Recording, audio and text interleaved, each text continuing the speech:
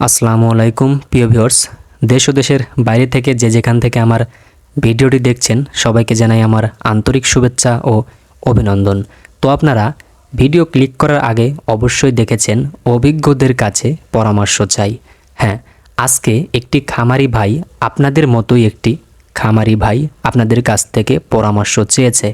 তো যে যেখান থেকে আমার প্রতিবেদনটি দেখছেন অবশ্যই যদি আপনারা জেনে থাকেন অবশ্যই আপনাদের মতোই একটি খামারি ভাইকে সহযোগিতা করবেন, তার পাশে দাঁড়াবেন।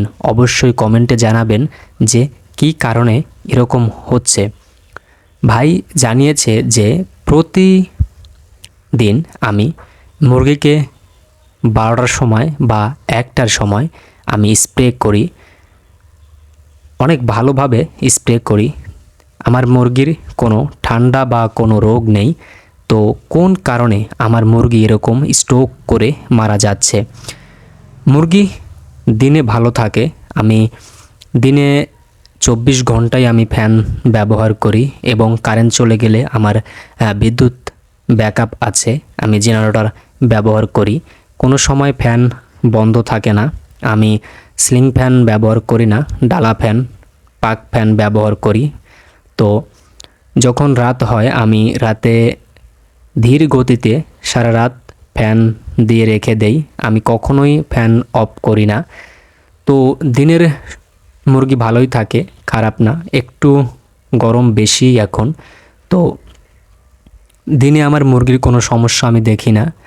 হাঁ করে যখন নেয় বা নিঃশ্বাসটা যখন জোরে নেয় তারপরে আমি স্প্রেটা শুরু করি। আসলে শরীরে গরম আসার আগেই আমি স্প্রেটা শুরু করি। যেমন 1টার সময় হয়তো একটু বেশিই গরম লাগে ওদের শরীরে, তো আমি 10টা থেকে 11টা থেকে 12টা এর মধ্যে আমি স্প্রে করি। আবার কখনো দিনে দুবারও স্প্রে করি।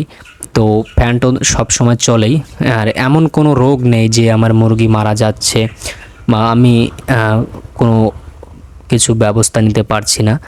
আসলে সারাদিন মুরগি ভালো থাকে, যখন সকালে বা 12টার সময় 1টার সময় আমি মুরগি দেখি, তো এই 2টা-3টার মধ্যে মুরগি দেখা হয় না। এই সময় মুরগি হয়তো মারা যায়। আসলে সকালে যখন খামারে ঢুকি তখন 3টা, 4টা, 5টা এরকম মারা যাচ্ছে। আর আমার মুরগির বয়সটাও সেরকম হয়নি যে আমি মুরগিগুলোকে সেল দিয়ে দেব।